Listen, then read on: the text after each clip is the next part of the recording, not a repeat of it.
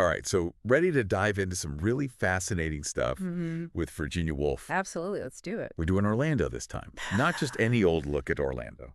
This is based on what you pulled out, the excerpts you chose, which I always love. Always a fun challenge. It is. It is. So, okay, we're thrown right into Elizabethan England, right? Mm.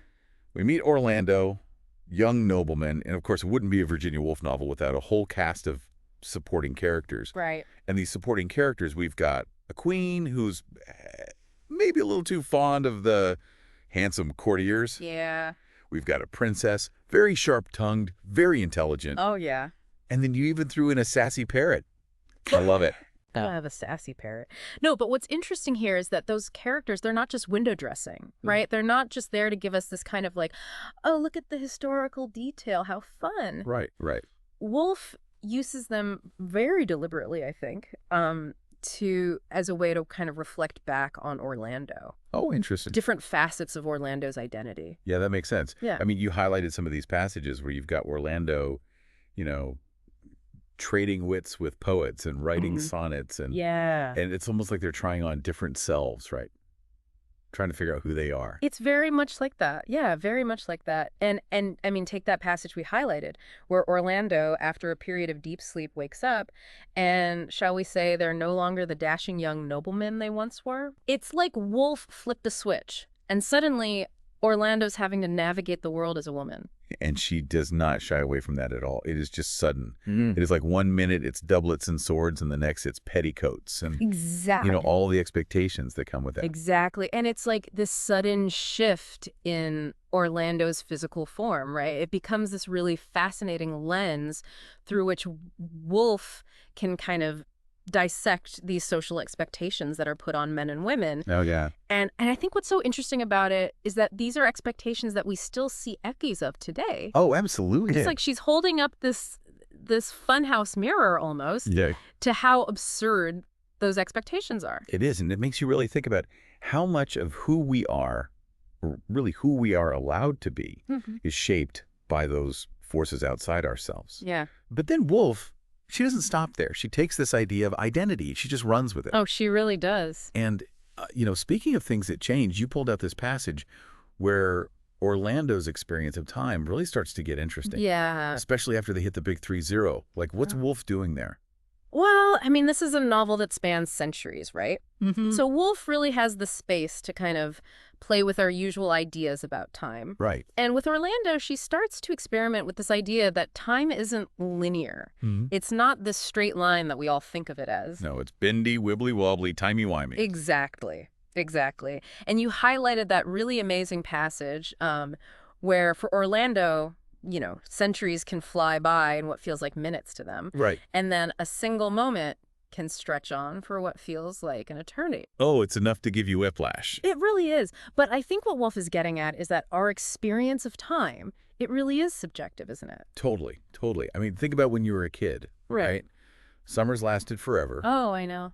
And then suddenly you're, you know, my age, and it's like, where did the year go? Exactly. It's flying by. And Woolf is tapping into that, you know, that very human experience. But she's also, I think, pushing it to this really fascinating extreme. Yeah. Yeah, it's like she's saying time is more about, I don't know, how we experience it than about clocks and calendars. Absolutely. Absolutely. Our emotions, our memories, the way we see the world around us, all of that shapes how we perceive time.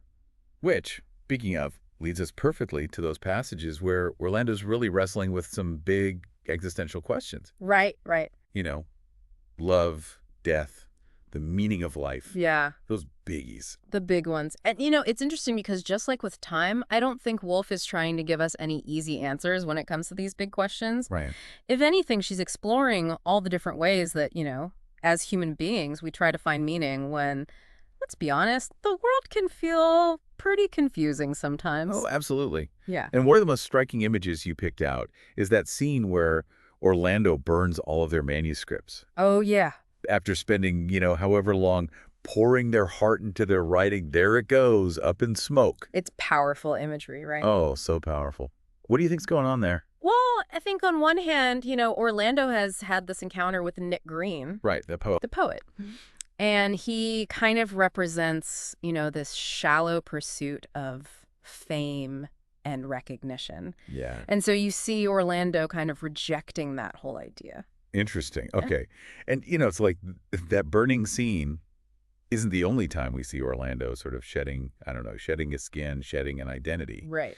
You pointed out those passages where they're drawn to nature. Yeah. And it's like they're looking for that solace, that comfort in something that feels more lasting, more enduring. Exactly. I mean, you've got to think about everything that Orlando has gone through at this point. Oh, I know, right? I mean, social upheavals, changes in fashion, changes in art, changes in their own sense of self. Yeah. So it makes sense that they would be drawn to something, it's something that feels a little more constant. And is that what they find in nature? I mean, because you highlighted that passage where Woolf talks about them becoming nature's bride. Yeah. Such a loaded phrase. I mean, what do we make of that? I know, right? It's one of those phrases you can just kind of like chew on it. Yeah. But I think, on the one hand, it speaks to this idea of freedom, right? Okay. Because nature doesn't impose the same kinds of expectations that society does. Right.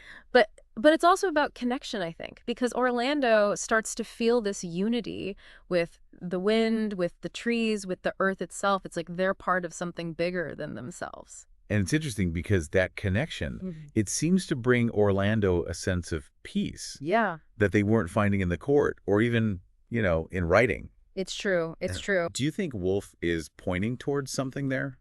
Like maybe a simpler path to happiness? It's possible, isn't it? I mean, it's something that feels very relevant, I think, especially today. We're all so bombarded with information, with technology, with expectations. Oh, constant. To find that kind of peace, that stillness that Orlando finds in nature. It's really something. Yeah. But it's not like they completely disappear into the wilderness, do they? No, they don't. And I think that's important because you highlighted that really beautiful final scene. I did. Where Orlando is looking out at the world. Yeah. And there's this sense of, wisdom, but also this sense of wonder. Absolutely. Like they've carried all of those centuries of experience with them. Yes. The good and the bad, the joy and the heartbreak. It's all there. But it's almost like finding that connection to nature. It gave them a new perspective on it all. Exactly. And isn't that part of what makes Orlando's journey and Woolf's writing so compelling? It's that sense that life is this process of constantly evolving, of questioning, of becoming. There's no one right answer, no single truth. And that's what's so great about going back and revisiting these excerpts you chose. Because you realize Woolf isn't just telling Orlando's story. No. She's inviting us to think about our own relationship with time. Absolutely. Our own sense of self, our own search for meaning. And she does it all with this incredible wit, this playfulness. And a deep understanding of what it means to be human. She leaves us with these questions that stay with you long after you finish the book. It's like, if Orlando were to sit down and write one final journal entry, what would it say? Oh, that's a good one. What would they say about love? About time? Knowing what they know now after all that. Right, exactly. Oh, that is a great question. And that's the beauty of Orlando, isn't it? It's a book that sparks those kinds of questions, those conversations. It's a deep dive, not just into Woolf's imagination, but into our own. Well said, as always. Thanks for taking this deep dive with me. Thank you for listening. Please subscribe for more videos like this.